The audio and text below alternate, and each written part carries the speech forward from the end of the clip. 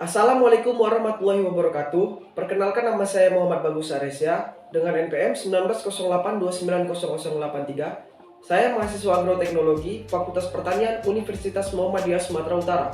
Pada kesempatan kali ini, saya akan mempresentasikan seputaran budidaya ubi jalar. Yang pertama, ada potensi dan prospek ubi jalar. Selama ini masyarakat menganggap ubi jalar merupakan bahan pangan situasi darurat saja. Bahkan disebut makanan masyarakat kelas bawah. Padahal potensi ekonomi dan sosial ubi jalar cukup tinggi, yaitu sebagai bahan pangan yang efisien pada masa mendatang, bahan pakan ternak, dan bahan baku industri.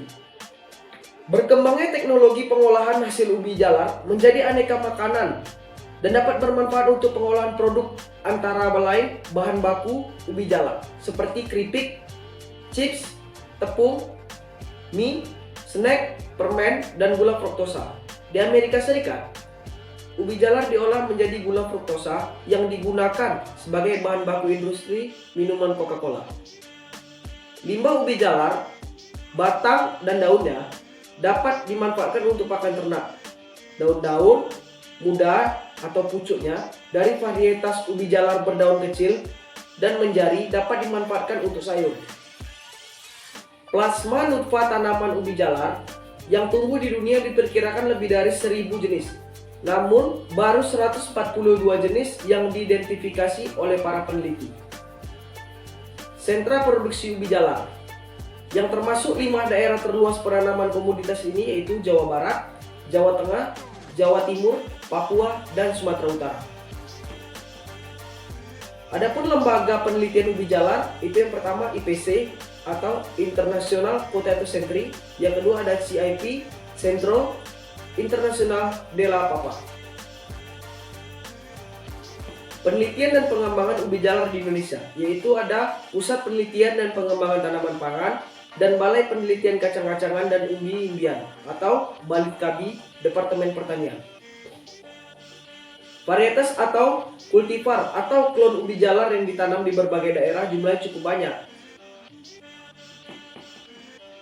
Termasuk varietas unggul ubi jalar, yaitu ada varietas Cilembu, Lempeneng, Tumpuk, Georgia, Karya, Daya, Borobudur, Prambanan, Mendut, dan Kalasan.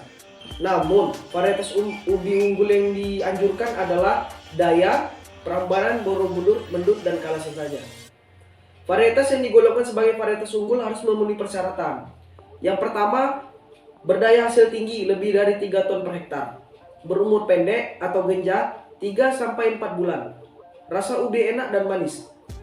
Tahan terhadap hama penggerek ubi, kelas SP, dan penyakit kudis oleh cendawan Elesione SP.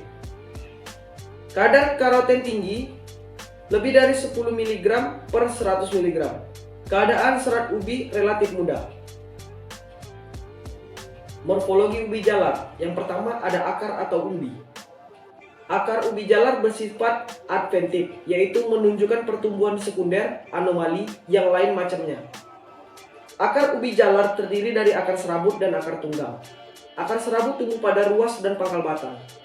Akar serabut tumbuh jika dibiarkan dengan stek atau vegetatif. Akar tersebut akan tumbuh pada pangkal yang akan berkembang menjadi umbi. Dan yang kedua ada batang. Batang tanaman ubi jalar berbentuk tidak berkayu dan bersifat herbaceous. Warna batang biasanya hijau tua sampai keungu-unguan. Yang ketiga ada daun ubi jalar.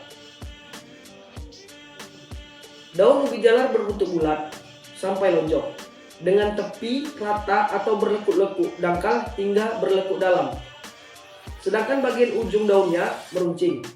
Helaian daun berukuran lebar, menyatu mirip bentuk jantung, tetapi ada pula yang bersifat menjadi. Daun berwarna hijau tua atau hijau kekuningan. Dan yang terakhir ada bunga. Bunga ubi jalar termasuk bunga yang berbentuk seperti trompet, tersusun dari 5 helai daun mahkota, 5 helai daun bunga, dan 1 tangkai putih, serta dari ketiak daun akan tumbuh karangan bunga. Mahkota bunga berwarna putih atau putih keunguan. Bunga ubi jalar mekar pada pagi hari mulai pukul 4 sampai 11 bila terjadi penyerbukan buatan. Selanjutnya ada syarat tumbuh ubi jalar. Yang pertama, iklim. Tanaman ubi jalar dapat beradaptasi luas terhadap lingkungan tumbuh karena daerah penyebaran terletak pada 30 derajat lintang utara dan 30 derajat lintang selatan.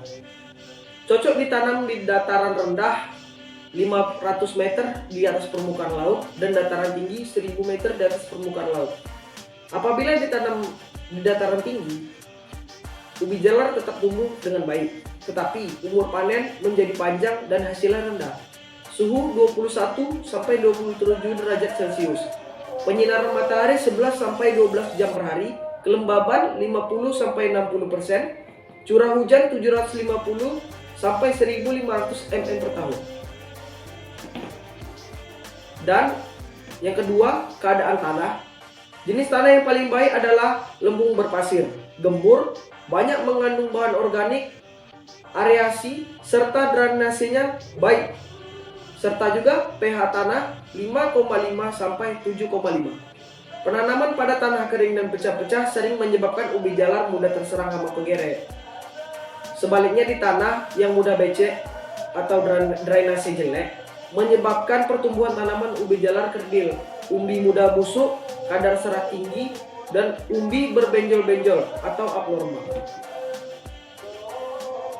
Sekian dan terima kasih dari saya. Saya akhiri. Wassalamualaikum warahmatullahi wabarakatuh.